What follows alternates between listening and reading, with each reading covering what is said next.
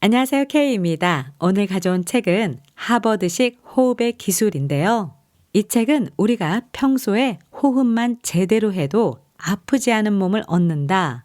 이렇게 말하는데요. 그 이유는 자율신경에 문제가 생기는 순간 우리 몸과 마음 전체가 무너지기 시작하기 때문이라고 합니다. 그래서 자율신경을 조절해 스트레스 없이 건강한 몸과 마음을 만드는 가장 효과적인 호흡법 8가지와 거기에 몸과 마음을 최상의 컨디션으로 끌어올릴 수 있는 행동 비결도 담겨 있는데요. 이것들은 모두 일상에서 바로 실천할 수 있고 꾸준히 하기 쉬운 방법들이고 게다가 비용과 시간, 큰 각오도 필요 없는 간단하고 단순하면서 인간의 생리적 메커니즘에 맞춘 과학적인 근거를 바탕으로 삼은 행동들만 제시한다고 합니다. 그래서 이 정도면 나도 할 수 있겠다. 이렇게 느껴지는 행동부터 실천하고 그러면서 할 수 있는 것들을 점차 늘려가 보는 거죠.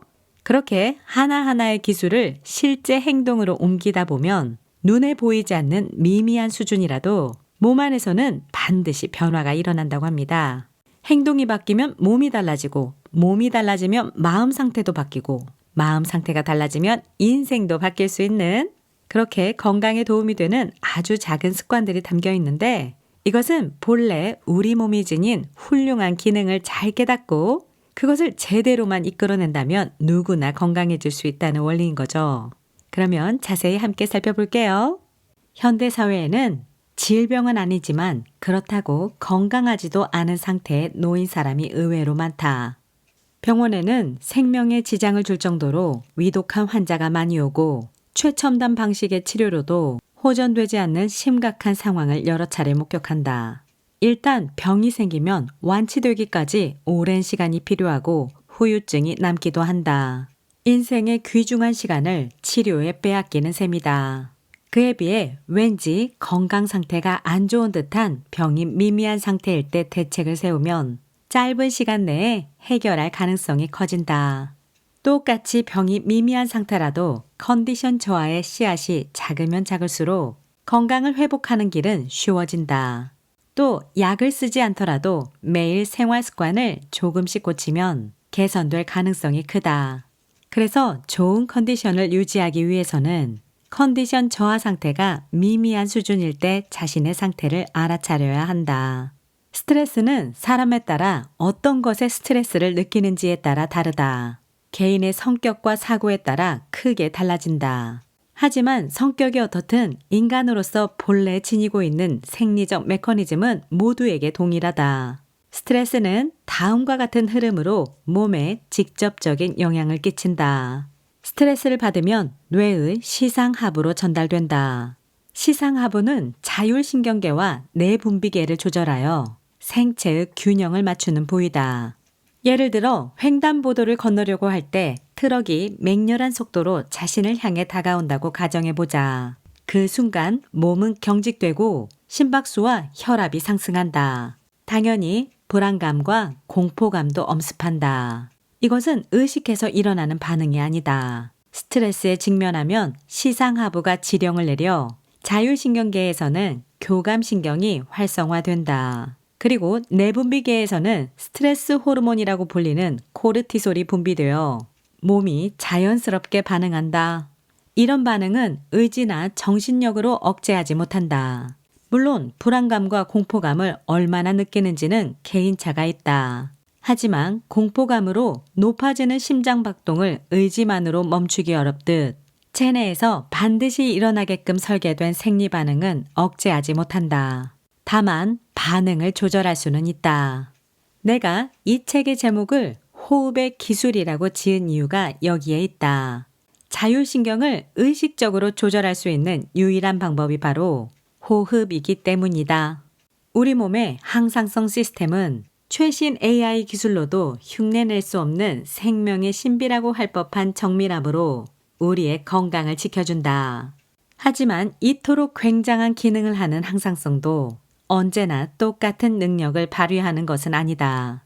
항상성을 교란하는 행동과 생활 습관이 이어지면 모세혈관을 따라 운반된 산소와 영양소를 이용해 세포 내 미토콘드리아가 에너지를 생산하는 과정인 세포 호흡이 어려워지고 그러면서 세포의 생활 환경인 내부 환경을 유지하지 못하고 컨디션이 계속 저하되게 된다. 그런데 바꿔 말하면 이런 내부 환경을 잘 조절하면 컨디션 난조가 굳이 병으로 진행되지 않고 빠른 회복으로 이어진다. 현대의학은 몸에서 이상 증상이 나타난 부위에 집중해 치료한다. 물론 이상 부위를 방치해 상태를 악화시키면 돌이킬 수 없기 때문에 적절한 치료가 필요하고 또 중요하다. 하지만 겉으로 드러난 증상에만 집중해서 바라본들 근본적인 해결책은 되지 못한다. 원래 고혈압과 당뇨병, 고지혈증, 암에 이르기까지 성인이 되어 문제가 생기는 병의 대부분은 생활습관병이다. 일상생활 습관의 문제가 근본적인 원인이다. 따라서 그 근본적인 원인인 행동을 바꾸면 곧 근본 원인을 바로잡게 되면서 최종적으로는 스트레스 해소뿐만 아니라 체력 향상과 생활습관병 개선, 건강한 노후 같은 엄청난 덤까지 얻게 된다. 그러니 생활습관을 집중적으로 살핀 후 과학적으로 올바르게 바로잡는 방식이 지금 하버드 대학교 의학부에서 가장 주목하는 방법이기도 하다. 그래서 의료에만 기대지 말고 스스로 자신을 바꿔나가야 한다. 스스로 자신을 완전히 바꿔나가기 위한 행동 변화에는 5가지 단계가 있다. 행동을 바꾸는데 관심이 없는 시기인 무관심기, 관심은 있지만 시도할 의지가 낮은 시기인 관심기, 행동하고 싶다고 생각하는 시기인 준비기, 행동을 바꿔서 시도하기 시작하는 시기인 실행기, 그 바꾼 행동이 습관화되고 계속 이어나갈 자신감도 느끼는 시기인 유지기. 이렇게 행동을 바꾸려면 이 5가지 단계를 거쳐야 한다고 알려져 있다. 3개월 또는 6개월 등등 어떤 특정 기간을 정하고 구체적인 목적과 구체적인 행동을 정하고 행동 변화를 위한 5가지 단계를 밟아가다 보면 눈에 보이지 않아도 몸속에서는 변화가 생기기 시작한다. 그 변화는 작은 변화가 쌓인 결과다. 행동을 바꿔간다고 갑자기 스트레스가 완전히 없어지지는 않지만 자신이 하고자 하는 올바른 행동을 지속하면 할수록 확실히 스트레스를 덜 받게 된다. 행동 변화를 일으키는 내 몸을 바꾸는 작은 스위치 5가지. 1. 확실히 걷기. 걷는 빈도나 걸음수를 늘리기만 해도 스트레스에 관여하는 자율신경이 조절된다. 밝고 적극적인 마음이 들게끔 하는 세로토닌 생성에도 도움이 된다. 2. 아침에 하는 행동을 바꾼다. 아침을 보내는 생활 방식에 따라 체내 리듬이 크게 변화한다. 특히 일어났을 때 여전히 나른하거나 오전 중 신체 엔진이 돌기까지 시간이 오래 걸리는 사람은 아침 루틴부터 점검하자. 3. 하버드식 호흡법. 밤 늦게까지 일하느라 수면 시간을 제대로 확보하지 못하면 수면의 질이 떨어져 스트레스를 견디는 힘도 저하되기 쉽다. 하루 중 60에서 90분에 한 번은 호흡하는 시간을 설정해 두자. 이 책에서 소개하는 하버드식 호흡법에는 8가지가 있는데 이에 대한 자세한 부분은 자막으로 정리해 드릴 테니까 자세히 한번 살펴보세요. 이런 여러 가지 호흡법을 활용해 하루에 자율신경을 균형 있게 조절한다. 그래서 낮 동안의 교감신경은 적절히 높이고 밤에는 부교감신경이 활성화하도록 자율신경의 균형을 맞추자. 4. 디지털 기기 꺼두기. 디지털 기기가 자율신경에 끼치는 영향은 상상 이상으로 크다. 블루라이트가 망막에 도달하기만 해도 수면의 질을 좌우하는 멜라토닌 분비가 크게 줄어든다. 그래서 밤 10시 이후에는 되도록 디지털 기기를 꺼두자.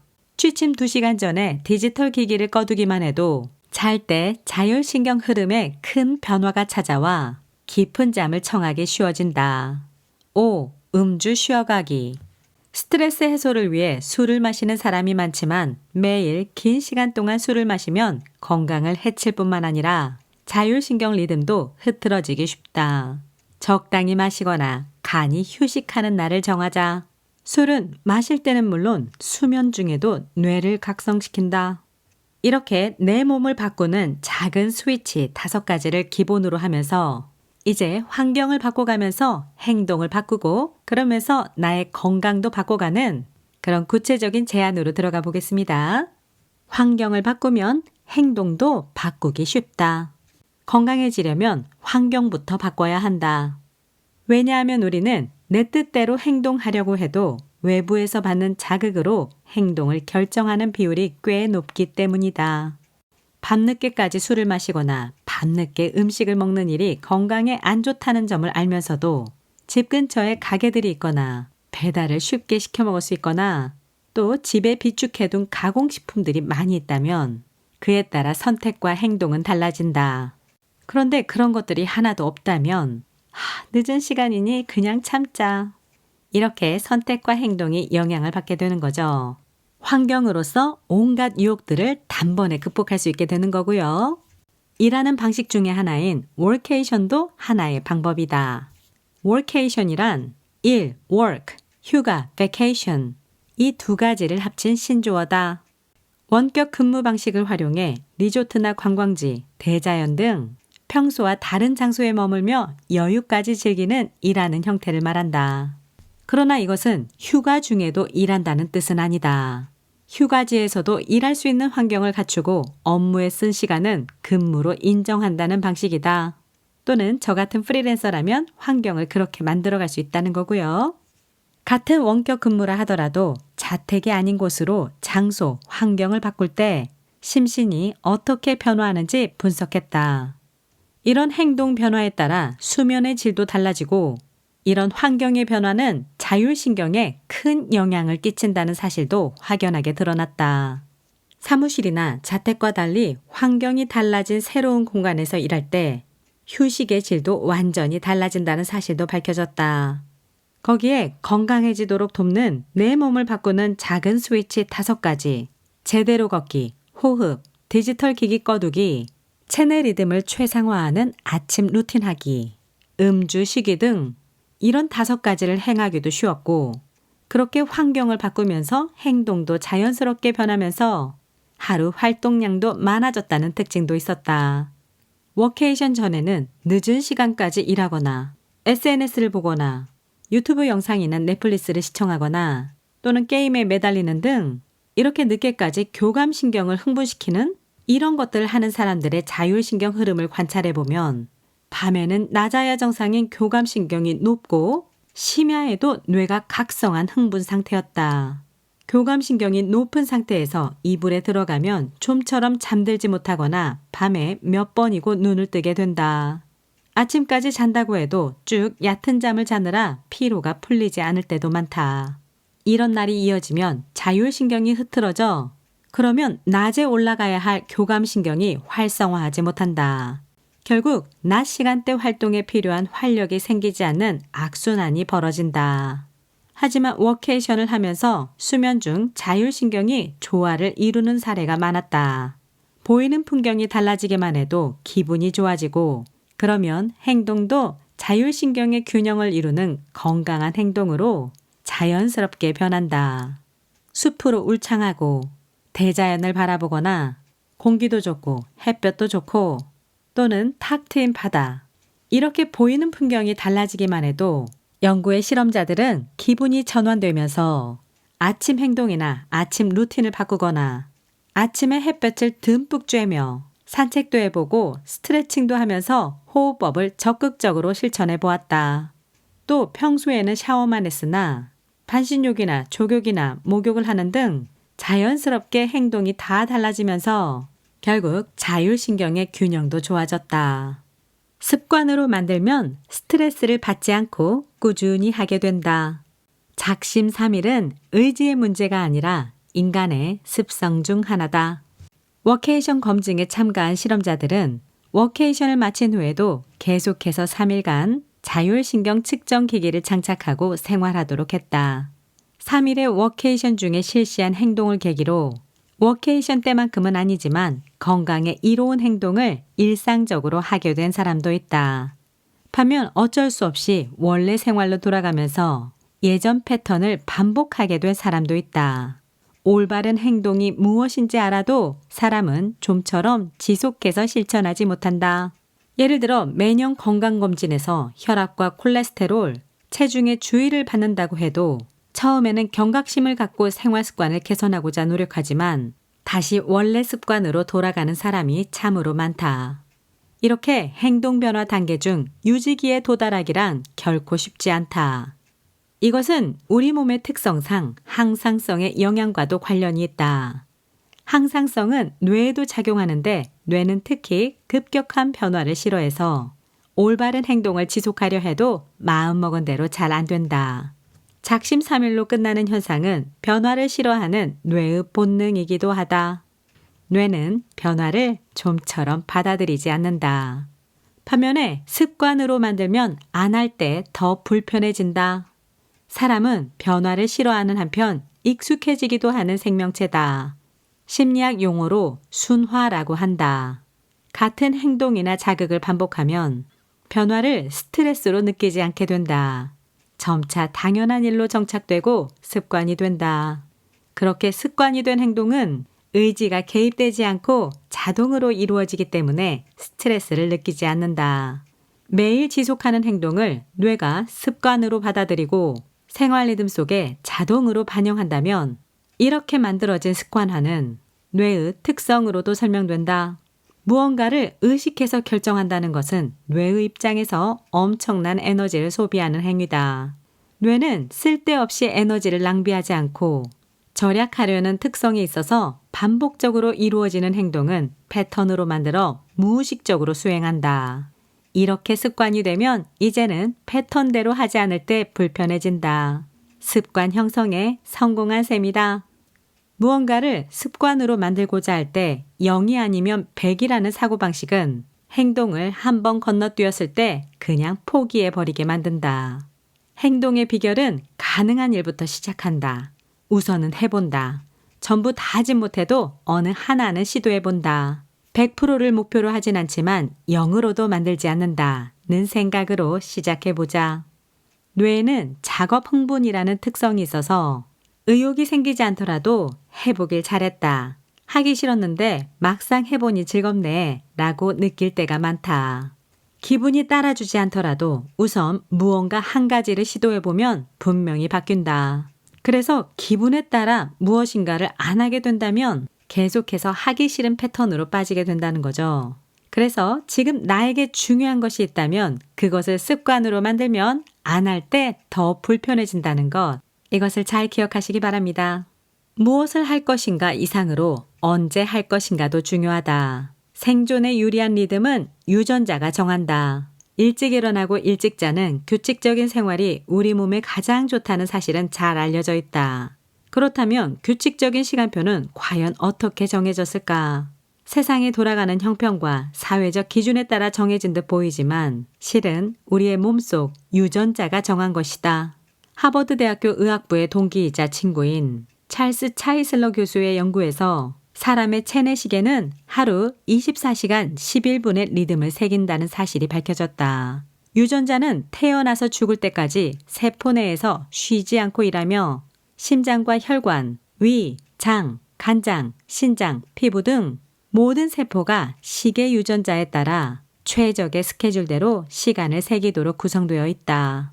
60쪽이나 되는 모든 세포에 시계 유전자가 있고 하나의 세포 안에 시간표를 정해주는 시계 유전자가 20종류 이상 있다는 점은 우리 몸의 시간표 역할이 그만큼 중요하다는 뜻이다. 식사, 수면, 운동, 업무 등 생활 속 모든 활동은 시간에 따라 효율과 의미가 달라진다. 동일하게 7시간 동안 잠을 잤어도 밤 12시에 잠들어 아침 7시에 일어날 때와 새벽 3시에 잠들어 10시에 일어날 때는 수면의 질도 다르고 전신세포의 재생 능력도 달라진다. 또 간식이 당길 때 오후 3시에 먹는지 또는 밤 9시에 먹는지에 따라서도 같은 음식이지만 체지방으로 남는지 안 남는지가 달라진다. 물론 하루뿐이라면 큰 차이는 없다. 하지만 습관이 되어 매일 하게 되면 큰 차이가 생긴다. 이처럼 다양한 행동과 활동에는 최적의 시간이 존재한다. 그러니 우리 몸의 시계를 먼저 인식한 후 그중 이것만큼은 반드시 지키겠다. 이거라면 할 수 있겠다. 이런 것을 찾아보고 실천해보자. 단순히 매일 같은 시간에 같은 일을 한다고 해서 규칙적인 생활을 한다고 볼 수는 없다. 왜 이 시간대에 이 행동을 하면 좋은지 의미를 짚고 넘어가면 실천 도중 혹여 그 시간대에 실행하지 못하는 일이 생기더라도 어떻게 하면 보충할 수 있는지 또는 대신 무엇을 해두면 괜찮아질지를 파악하게 된다. 생체 리듬이 어긋날 때 생기는 전형적인 컨디션 난조는 시차증이다. 시차증이 발생하면 피곤하고 졸린데 잠은 오지 않는다. 낮에는 멍하게 지내며 권태감을 느끼거나 머리가 무거운 상태가 지속된다. 시차증은 시차가 있는 나라로 이동할 때만 생기는 현상이 아니다.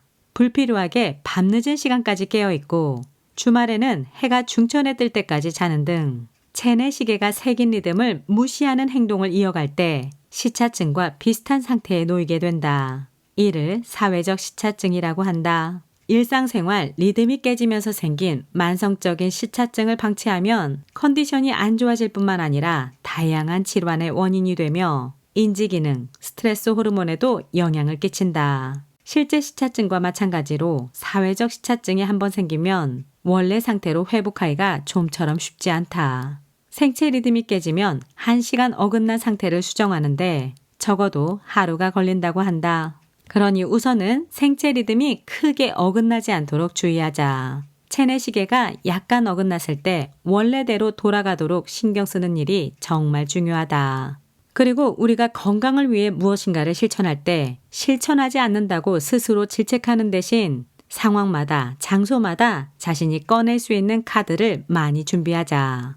꺼내들 카드가 많으면 선택지도 넓어진다. 선택지가 넓어지면 자신에게 맞는 행동을 찾기 쉬워서 도전하기에도 좋다. 게다가 부담 없이 실천할 만한 행동을 선택하여 자신의 현재 상황에 맞춰 진행해 볼 만하다. 또 지금의 나에겐 필요 없는 카드라 하더라도 미리 알아두면 적재적소에 맞게 활용할 기회가 분명히 있다. 나 자신도 체내 시계에 새겨진 이상적인 생활만을 하며 미토콘드리아의 호흡도 정상을 유지하고 있는지 생각해보면 실은 그렇지 않다. 연구를 위해 해외에 다녀오거나 해외에서 보고받는 일도 많아서 실제로는 생활 리듬이 불규칙적으로 흘러가기 쉽다. 그 와중에도 꺼내둘 만한 카드와 도움이 될 카드를 선택해서 생활하기 때문에 병에 걸리는 일 없이 활동적인 나날을 보내고 있다. 자신의 체내 시계를 크게 교란하지 않기 위해서는 언제 하는지가 아주 중요하다. 또 체내 시계를 초기화하려면 하루 중 아침 시간대를 활용하는 것이 가장 쉽게 체내 시계를 초기화할 수 있다. 따라서 하루 중 아침의 행동이 가장 중요하다. 그래서 몸과 마음의 건강, 거기에 삶의 질도 높이는 핵심 비법 100가지, 그중 몇 가지만 간단하게 소개를 해드릴게요. 아침에 일어나면 먼저 커튼을 열고 햇빛을 받는다.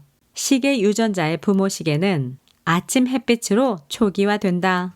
빛이 전혀 들어오지 않는다면 조명을 이용할 수 있다. 깊은 복식 호흡으로 몸속부터 상쾌하게 깨운다. 내쉬는 호흡을 더 길게 하여 아침의 신선한 공기로 생기를 되찾자. 아침에 몸을 쭉 늘리는 전신 스트레칭과 심호흡을 하는 간단한 동작만 해도 근육이 적절하게 자극을 받아 혈류가 좋아진다. 호흡도 한결 편해진다. 심호흡할 때는 배를 부풀리며 코로 숨을 마시고 배를 안으로 당기면서 코로 숨을 내쉬려고 의식하자. 1부터 4까지 세면서 마시고 마실 때보다 2배 더 길게 1부터 8까지 세면서 내쉰다. 이런 심호흡 습관으로 아침부터 횡격막을 제대로 움직이면 세로토닌 생산이 촉진되어 자율신경도 균형을 이루고 하루를 상쾌하게 시작할 수 있다. 일어나자마자 물 한 잔으로 위장 스위치를 켠다. 우리가 자는 동안 물 한 컵 정도의 수분이 땀과 호흡을 통해 체내에서 빠져나간다. 방광에 쌓인 소변까지 포함하면 약 500cc의 수분을 빼앗긴다. 수면 중에는 수분을 보충할 수 없기 때문에 잠에서 막 깨어난 몸은 약간 탈수 상태에 놓인다. 게다가 아침 시간대는 체내 시계에 따라 혈액을 굳히는 호르몬의 활동이 강해져 혈류가 정체되기 쉽다. 되도록 빨리 혈액과 몸속 세포에 수분을 공급해주자. 에너지를 가득 채우고 싶은 날에는 뜨거운 샤워로 뇌를 각성한다. 아침부터 몸이 무겁게 느껴지는 날에는 림프 순환이 촉진되도록 한다. 그래서 따뜻한 샤워를 통해 온몸에 따뜻한 자극을 주자. 또 잠에서 막 깨어난 후 커피를 바로 마시면 안 된다. 카페인은 위를 자극하고 위산 분비를 높이는 효과가 있다. 위가 비어있는 상태에서는 소화할 음식물이 전혀 없이 위산만 분비되어 속이 더부룩해지거나 위산 과다 증상이 생기기 쉽다. 아침 커피는 아침 식사 후에 마시는 것이 바람직하다. 또 카페인을 과다 섭취하지 않도록 하루에 2~3잔까지만 마시는 것이 좋다. 나만의 아침 루틴을 만들어 본다. 같은 시간대의 같은 행동이 시계 유전자로 보내는 신호가 된다. 아침에 하는 건강한 루틴들은 그 모든 동작이 외적 자극이 되어 체내 시계의 리듬을 조절한다. 하루를 기분 좋게 시작할 의식으로 아침 루틴을 정하고 되도록 같은 시간대에 같은 활동을 해보자. 호흡을 바꾸면 몸도 마음도 풀린다. 짜증과 피로감, 불안, 스트레스 등 마음의 상태로 호흡의 속도가 바뀐다. 스트레스를 많이 받을수록 호흡이 얕고 빨라진다. 무의식 중 호흡이 빨라지는 이유는 바로 스트레스를 받았기 때문이다. 정신적인 스트레스든 육체적인 스트레스든 스트레스를 받으면 교감신경이 높아지고 말초 모세혈관이 수축하며 근육도 딱딱해진다. 호흡을 담당하는 호흡근도 당연히 수축하고 굳어진다. 호흡은 점점 얕아지고 빨라진다. 또 입으로 호흡을 하는 구강호흡을 하면 코에서 후두까지 이어지는 상기도가 막히기 쉽다. 내쉬는 숨이 짧아지고 그만큼 호흡이 빨라져 호흡 횟수가 늘어난다. 또 구강호흡을 할 때는 턱이 위를 향하게 되어 몸을 젖히는 자세를 하게 된다. 이 자세는 인공호흡을 할 때 기도를 확보하는 자세와 비슷하다. 즉 구강호흡이란 숨이 얕아도 괜찮으니 어찌되었건 산소를 공급해야 할 때 하는 호흡이다. 본래 호흡은 코로 해야 한다. 콧구멍에 있는 코털은 천연 필터라고도 불리는데 바깥에서 침투하는 꽃가루나 먼지 등을 차단해준다. 비강 점막은 세균과 바이러스 같이 더욱 작은 이물질의 침입을 막아준다.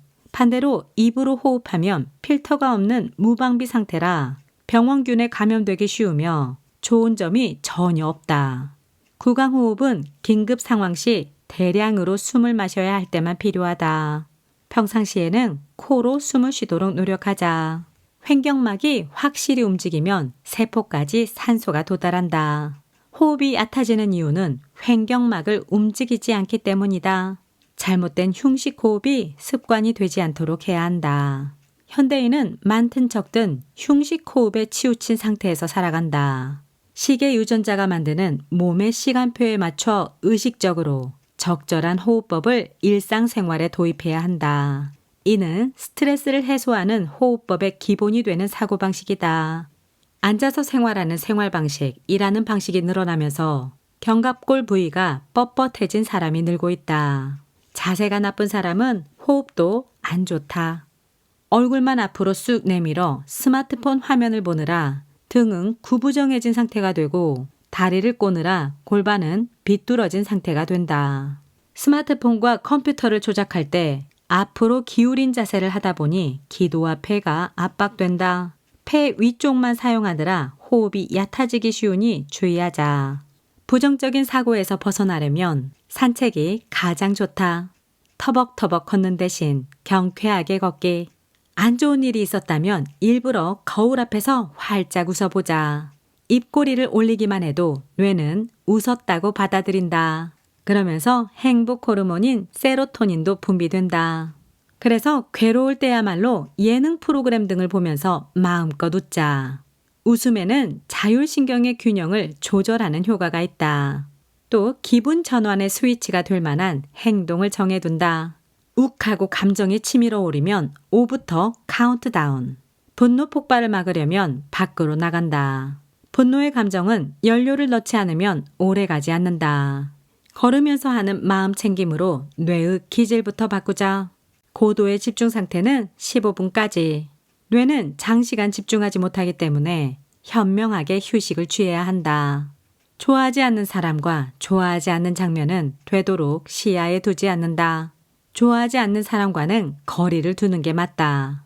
자율신경의 균형이 몸과 마음을 이어준다. 수면을 제대로 취하지 않으면 자율신경의 교란은 더욱 심해진다. 장 건강이 안 좋으면 자율신경의 균형이 흐트러지게 된다. 자율신경 상태가 장의 활동을 결정하며 장내 환경은 자율신경의 교란을 유발한다. 뇌의 건강은 장내 세균에 달려있다. 점심 식사 전후에 하는 약간 힘든 운동이 숙면의 비결. 수면에 문제가 있다고 생각되면 아침과 점심시간에 생활 습관을 바꿔보자. 적당한 공복 상태를 느낄 때도 성장 호르몬이 나온다. 저녁은 철저하게 취침 3시간 전까지만 먹는다. 일이 바쁠 때일수록 뇌를 과학적으로 정리하는 명상의 시간을 갖자. 오후 2시에서 오후 7시까지는 창조력과 기획력이 높아지는 시간대. 그리고 운동선수의 골든타임은 오후 3시에서 오후 5시. 이때가 신체 능력이 최고조가 되어 세계적인 기록을 내기 좋을 때. 3시부터 5시 사이에는 교감신경의 활동이 하루 중 가장 활발해지기 때문에 신체 기능을 발휘하기 좋은 시간대다. 몇 시간의 살림욕으로 스트레스 반응에서 벗어나자. 예방의학 분야에서 주목받는 숲 테라피. 여행을 계획한다면 살림욕도 꼭 해보자. 그러면서 이런 작은 실천들을 통해 우리 몸이 지닌 본래의 힘을 끌어내보자.